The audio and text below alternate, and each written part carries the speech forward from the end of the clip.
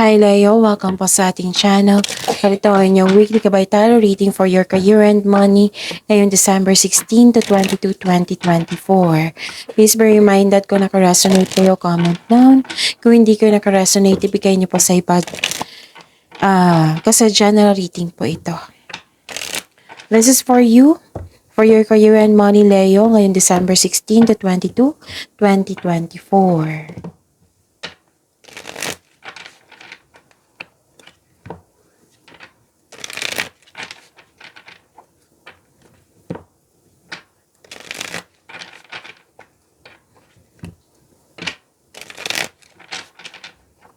This is for your career and money. Career and money po para sa inyo, Leo. December 16 to 22, 2024. Maraming salamat po sa inyong patuloy na suporta at maraming salamat din po sa mga hindi nag-skip ng ads. Gamitin ang reading na ito bilang gabay lamang sa mga hindi pa nag-subscribe. Subscribe na po kayo at click bell notification para malaman nyo na may bago tayong video. Para sa mga gustong magpa-reading po, may lumabas dyan sa screen nyo ngayon. Panoorin nyo po at sundin ng instruction. Calling the attention sa mga suki ko dito na Leo. Open na po inyong monthly kabay tarot reading for December 2024. May 6 months from now reading tayo at love life reading po. So message me Leo for schedule. Maraming salamat po. Spirits Guide, mga ganap po sa career and money ni Leo. Ngayon, December 16 to 22, 2024. I need 3 cards po.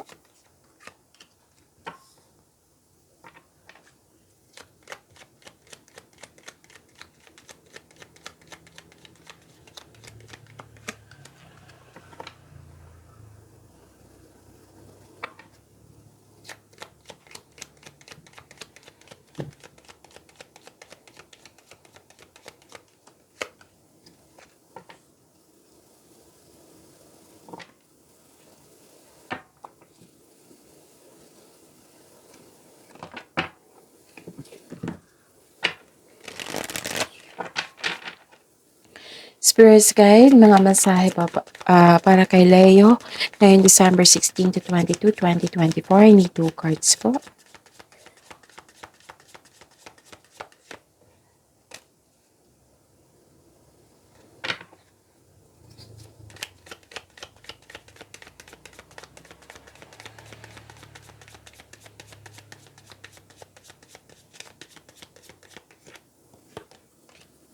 Okay.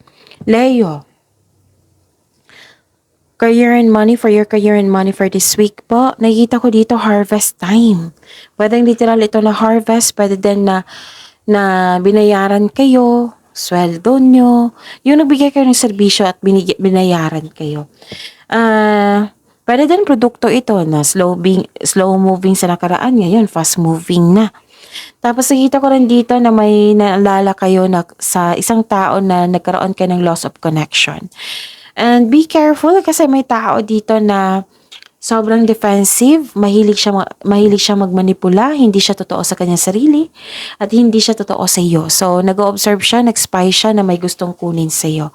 Yung tanong, usually tanong to na sa comment section na sino yan, Miss Jav? Itanong niyo po sa intuition niyo, okay? Kung hindi niyo alam kung paano mag-connect sa inyong intuition, i-search niyo po sa Google on how to connect to your intuition.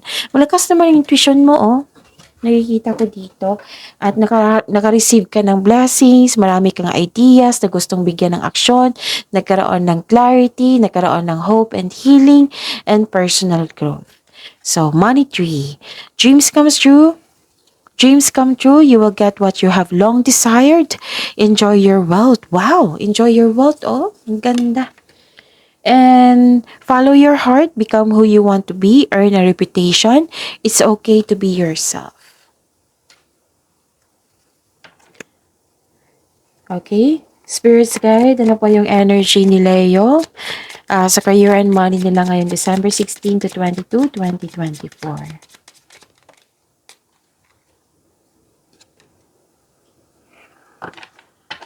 And the clarification of this card po.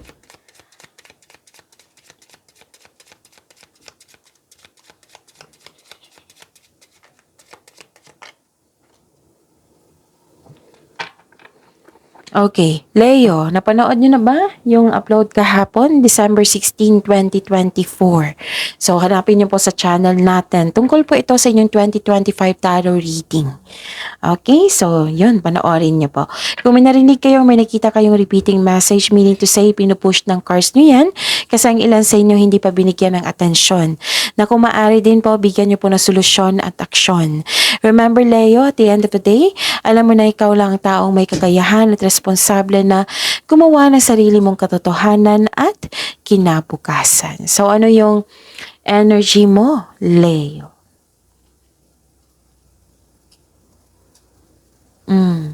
Nakikita ko dito na nagkaroon po ng, wag po kayong maniwala agad sa chismis. Kasi nakikita ko dito na niwala kayo agad, nawalan kayo ng panatag. So, may chismis, makatanggap ka ng balita, alamin nyo muna kung totoo ba yan or hindi. Tapos wag po daw kayo magpadalos-dalos sa paggawa ng desisyon. Desisyon ba yan or plano? Siguraduhin konkretong plano, siguraduhin karapat-dapat pa. So, magalingan nyo, okay? Kasi, yun, kailangan. And may concern kayo sa isang tao na mas marami siyang reklamo, mas nauna yung reklamo niya kaysa gawa niya ng aksyon. Okay? So, yan yung concern mo. And don't worry kasi nakita ko naman dito na nagkaroon ng recovery. Oo, pwedeng umiwas ka sa taong toxic, sa toxic environment. You have your freedom. Tapos, nagkaroon din ng nalampasan na. Difficult cycle is about to end. Nalampasan mo na. This is called recovery. Spirits guide, possible blessings po na ma-receive ni Leo sa year-end money nila ngayong December 16 to 22, 2024. And the clarification at this card po.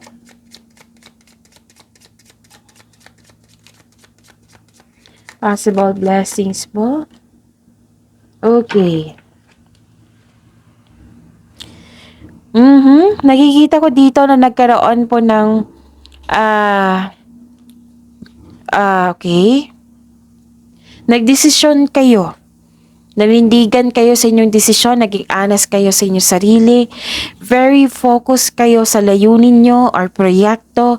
Oo, ang pagiging mas paninindigan at nakatuon sa iyong layunin o proyekto ay magdadala ng pagbabago sa trabaho. Actually, may nakita kong away dito, 2 card na po nagsabi dito, pero nakikita ko dito na hindi ka magpapa-apekto. Nag-move forward kayo, tinulungan mo yung sarili mo. Kung pwede po, iwasan nyo na lang. Okay? Pero ang ilan sa inyo dito, pinagtanggol nyo yung sarili nyo.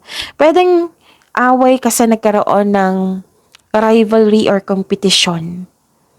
Okay? Tapos may dumating na opportunity na bibigyan mo ng mabilis na aksyon, na agarang aksyon or reaction. Okay? So, you are very confident dito. Kaya nga ang sabi ko sa inyo nagkaroon ng recovery dito sa Oracle card. At dito din sa energy card nyo, sa tarot card nyo. So, magkakaroon din, magiging okay din ng lahat. Magkakaroon ng recovery at nakikita ko dito na iniwasan mo at na-overcome mo yung challenges. Yun. So, nagkaroon ng struggle or conflict sa workplace mo kasi nga, competition naiinggit to sa'yo.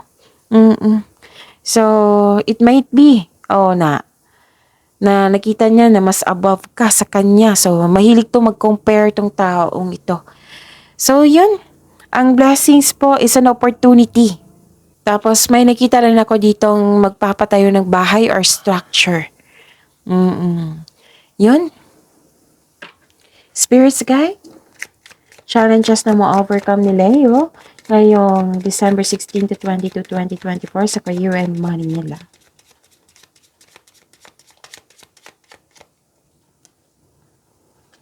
And the clarification at this card po.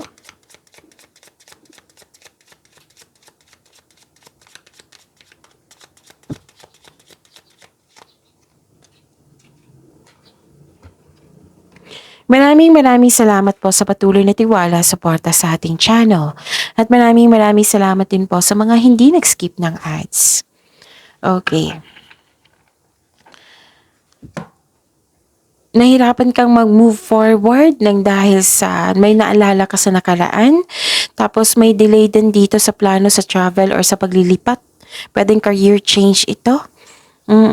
Pero may nakita naman akong hope and healing dito eh. Tutulungan mo yung sarili mo. Okay? Tutulungan mo yung sarili mo. Actually, may parating na pera dito na kailangan yung maghintay. Okay? And may bagong simula. Nasa-challenge ka nito eh kasi may bagong simula. Hindi ka takot kasi marami kang experiences, nakikinig ka sa iyong intuition. Oo. You should take a risk and try something new. Try to step out sa comfort zone mo. Kasi may potential na magiging successful na magkaroon ng financial growth. So take a leap of faith and trust the support of the universe. Please know that you are divinely guided po. Huwag kayong matakot. Instead, i-acknowledge mo ang mga lessons na na-encounter mo.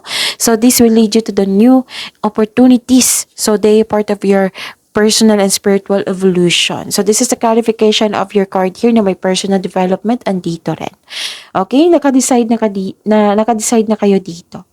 So yun, pagyamanin niyo po yung blessings, Leo. See you tomorrow. Please like, subscribe, and click po button for notification para updated po kayo sa daily tarot reading natin. Maraming salamat po.